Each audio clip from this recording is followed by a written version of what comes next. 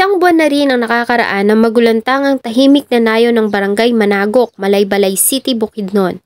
Matapos na matagpuan ang wala ng mga buhay na katawan ng isang mag-anak doon sa loob mismo ng sarili nilang tahanan. Isang madugong pangyayari na hanggang ngayon ay hinahanapan pa rin ng mga pulis ng kasagutan. Kung paano at bakit kaya sinapit ng isang simpleng mga tao at nabubuhay ng payapa ang napakabrutal na kamatayan. Ang masakit pa ang pangyayari ay nasaksihan mismo ng dalawang musmos na nakaligtas sa krimen. Ang nasabing pangyayari ay nagtrending sa mga balita at social media na tinawag nilang massacre sa Malaybalay City, Bukidnon. Patay ang 3 miyembro ng pamilya matapos imasaker ng hindi pa nakikilalang lalaki sa Bukidnon.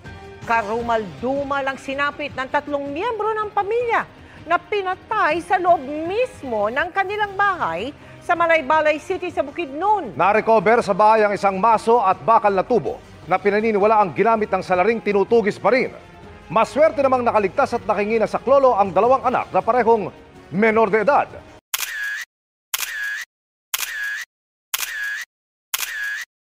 May 22, 2025 ng umaga, di pa man nakakapaghilamos at natatapos ang hinhigop na kape ng mga nakaduting pulis sa Malaybalay City PNP nang makatanggap sila ng tawag tungkol sa karumal-dumal na pagpatay sa isang pamilya sa Purok 11, Barangay Managok, Malaybalay City, Bukidnon. Bilang tugon ay agad naman silang nagtungo sa lugar kasama ang team ng SOCO para sa forensic examination. Base sa nakuha nilang detalye ay isang mag-anak ang pinatay sa loob ng kanilang sariling tahanan sa nasabing lugar. Nang dumating sila sa area ay dinatanan nila roon na nagkakagulong mga residente sa labas ng isang simple lamang na yari ng bahay. Bagamat nabububungan ng yero, ang kabuuan nito ay gawa sa pinagsamang semento at kahoy na may kulay berdeng pintura. Sa unang tingin ay masasabi mong ang mga nakatira doon ay isang ordinaryong pamilya na hindi naghihikaho sa buhay, subalit hindi naman masasabing mayaman. Pagpasok nila sa balkonahe ng bahay ay makikita mo agad ang masasayang larawan ng mag-anak na nakadikit sa dingding. Larawan ng isang masayang pamilya. Pagpasok sa loob ay doon na sumalubong sa kanila ang nakakalungkot na tagpo. Una nilang nakita ang wala ng buhay na katawan ng 2 lalaki, kapwa duguan. Pagpasok sa isang silid ay doon naman nila nakita ang isang babae na nakahandusay sa kama. Tulad ng 2 naunang biktima ay duguan din ito at wala ng buhay. Ang mga biktima ay agad na kinilala na ang mag-anak ng mga Anduhon. Ang 50 years old na padre de pamilya na si Giovanni Anduhon o mas kilala doon sa tawag na Manong Kukoy. Ang kanyang may bahay, ang 48 years old na si Evangeline Anduhon o mas kilala sa tawag ng Manang Lenlen. At ang kanilang anak na lalaki, ang 15 years old pa lamang na si Bambum.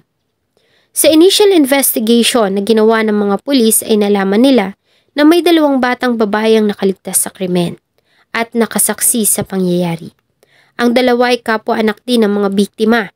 Ayon sa report, nangyari ang krimen ng bandang alas 11 ng gabi o bago ang hating gabi noong May 21, 2025.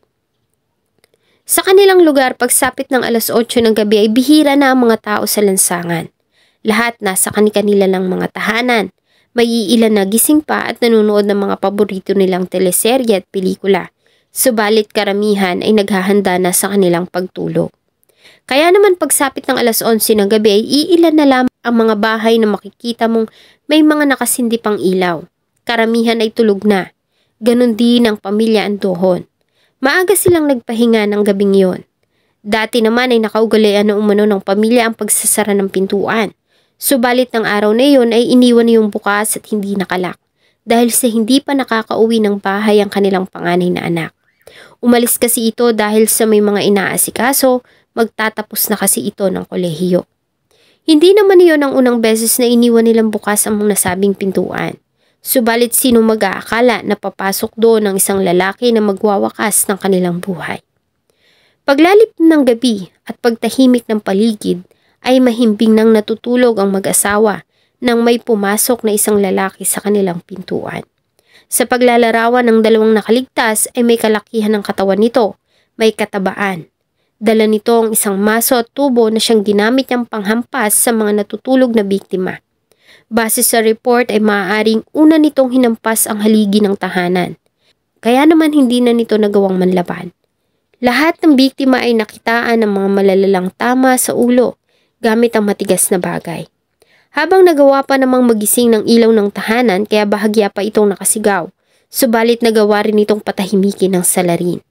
Sa pamamagitan ng malakas na paghampas nito sa kanyang ulo, dito na nagawang magising ng 2 dalagitang babae. Madilim umano sa lugar dahil sa sanay sila na natutulog na pinapatay ang ilaw. Nang makita ang pangyayari ay nagawa pa ng mga ito na magtago, dahilan kaya naman hindi sila nakita ng salarin.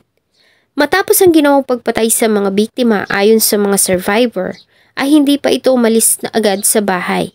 Sa halip ay umupo pa ito at tila ba naglaro pa sa cellphone. Matagal-tagal din bago ito umalis sa crime scene. Sa takot na baka nasa paligid pa ang mga salarin, ay hindi naman nagawang lumabas ng 2 dalagita para humingi ng tulong.